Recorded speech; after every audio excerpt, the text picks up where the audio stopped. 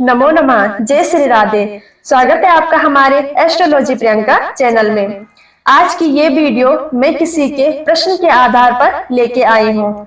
दरअसल मेरे से किसी ने एक प्रश्न किया था कि क्या हम सूर्यास्त के बाद शिवलिंग पर जल चढ़ा सकते हैं या नहीं। ऐसे ही प्रश्न आप सभी लोगों के मन में भी होंगे। बहुत सारे लोग कहते हैं कि सूर्यास्त के बाद कभी भी शिवलिंग पर जल नहीं चढ़ाना चाहिए, लेकिन इसका कोई समाधान नहीं मिल पा रहा है। क्यों? क्योंकि हमारे पास शास्त्र के प्रमाण नहीं है।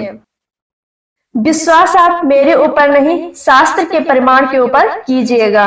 आपकी शंकाओं का समाधान किसी इंसान की वाणी से नहीं, शास्त्र के प्रमाण से होकर निकलते हैं। इसलिए जब भी आप पूजा पाठ से जुड़ी कोई शंका का समाधान ढूंढते हैं तो आप शास्त्र में देखिए। जब आपको उसका प्रमाण मिलता है तब आप उस पर विश्वास कीजिए कि हाँ, आपने ये बात सत्य कही थी। इसी के साथ मैं आपसे निवेदन करती हूँ कि आप इस वीडियो को अंत तक देखें और ये निवेदन भी करना चाहूंगी कि आप इस वीडियो को शेयर जरूर कर लें और वीडियो को पूरा अंत तक देखें। यदि आपके मन में यह प्रश्न आता हो तो इस वीडियो में आपके शंका का निवारण जरूर हो जाएगा। इस प्रश्न का प्रथम उत्तर मैं आपको देना चाहती हूँ लिंग पुराण से। ध्यान पूर्वक पहले आप इस श्लोक को सुनिए और फिर समझिए।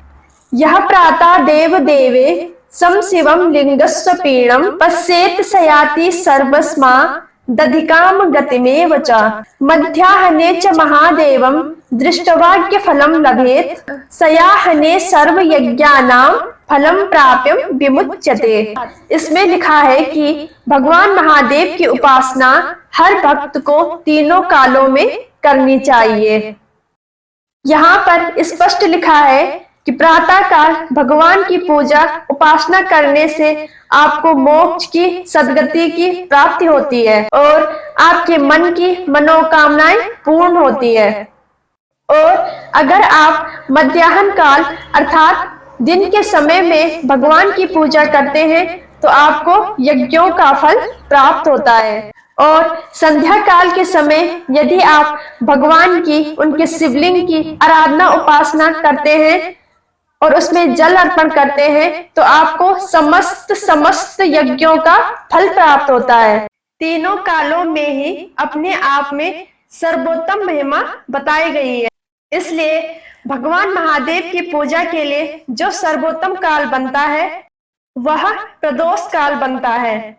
इसलिए प्रदोष काल के समय, संध्या काल के समय भगवान महादेव की पूजा के लिए अपने आप में ही अनन्य फल प्रदान करने वाली होती है, क्योंकि यह वो बेला होती है जिसमें भगवान शिव अपने भक्तों को अमृत फल देने वाले होते हैं। इतना ही नहीं, मैं आपको इसका एक दूसरा प्रमाण देती हूँ। लिंग पुराण के उत्तर भाग के 22वें अध्याय में स्पष्ट रूप से यह प्रमाण दिया हुआ है कि आपको भगवान की पूजा तीनों कालों में ही करनी चाहिए। एक कालम द्विकालम वा त्रिकालम नित्यमेव वा ये अर्चयन्ति महादेवा रुद्रा नात्र संशया। ये श्लोक आपको स्पष्ट रूप से समझ में आ रहा होगा कि एक काल नहीं, दो काल नहीं, तीनों कालों में भगवान महादेव की पूजा करनी चाहिए। आपको जब समय लगे आप तब भगवान महादेव की पूजा कर सकते हैं। और इतना ही नहीं, लिंग पुराण के उत्तर भाग के 23वें अध्याय में भी स्पष्ट रूप से यह प्रमाण दे रखा है कि आप संध्या काल के समय में भी शिवलिंग की पूजा कर सकते हैं। अथ ते संप्रवक्ष्यामि शिवार्चन मनु त्रिसंध्या मर्चये दिसमग्नि कार्यम च शक्ति। इस श्लोक ने संपूर्ण रूप से स्पष्ट कर दिया है कि आप तीनों कालों में शिवलिंग के ऊपर जल अर्पण कर सकते हैं, क्योंकि शास्त्र कहता है जल धारा शिव प्रिया, क्योंकि जल भगवान महादेव को प्रिय है।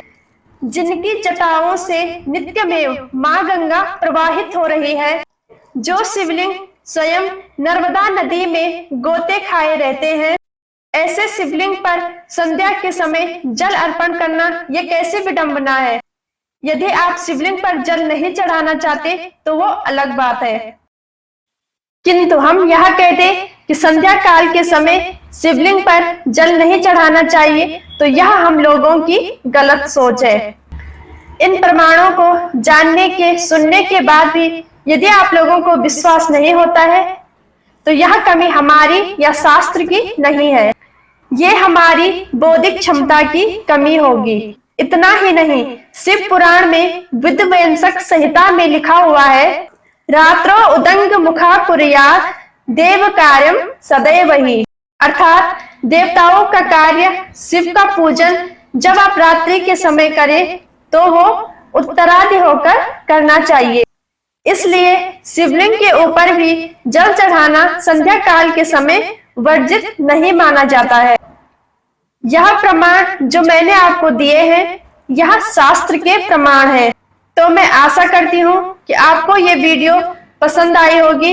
यदि वीडियो अच्छी लगी हो तो प्लीज वीडियो को लाइक करें, कमेंट करें, शेयर करें और सब्सक्राइब करें। तब तक के लिए जय श्री राधे।